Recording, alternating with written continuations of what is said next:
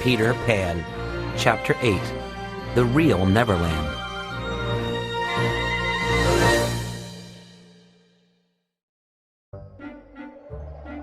Suddenly, Peter was not as carefree as he had been. He was now on the alert.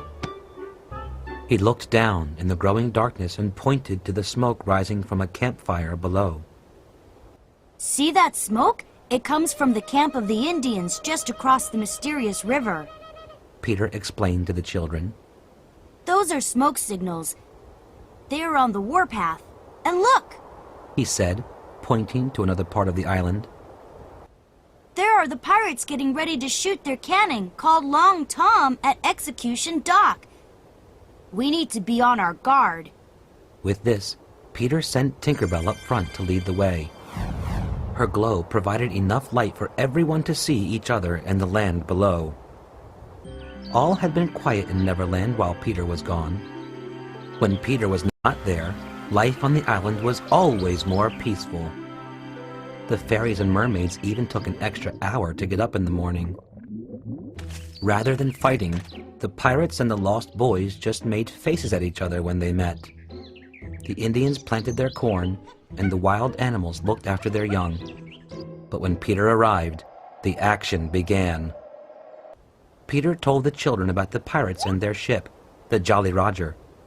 Their eyes lit up when he talked about the pirates' wicked leader, Captain Hook. The children had heard of him and his evil reputation. Michael began to cry. John asked, "Is he as mean and as big as they say?"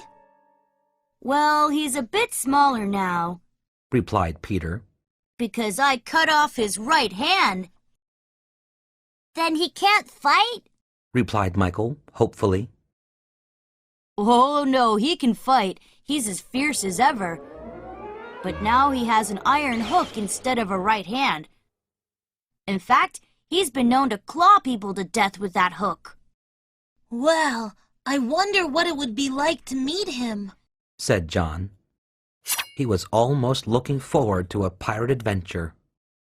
Not me. I would be too scared, cried Michael.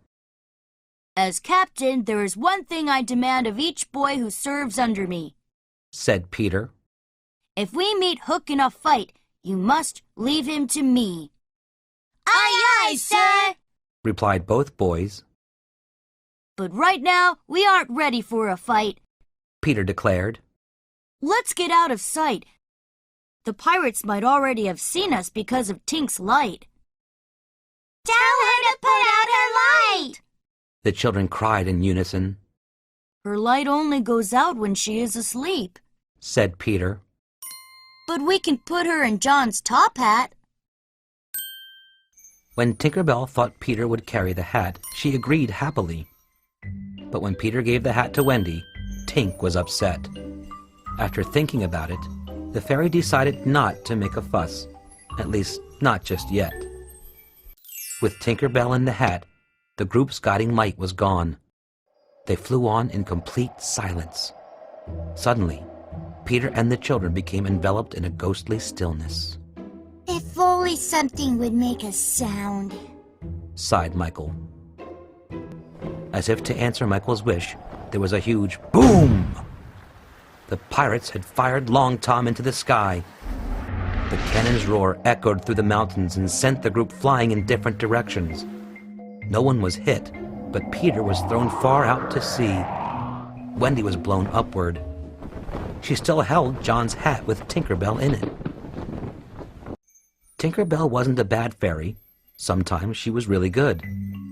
But at this moment, she was bad. She hated Wendy because she was jealous of Wendy's feelings for Peter. It would have been better for Wendy if she had dropped the hat, but Wendy would never have let go. After the cannon blast, Tinker Bell popped out of the hat and tinkled something in fairy language. Wendy did not understand. She assumed the fairy was saying, "Follow me." What else could Wendy do? She followed.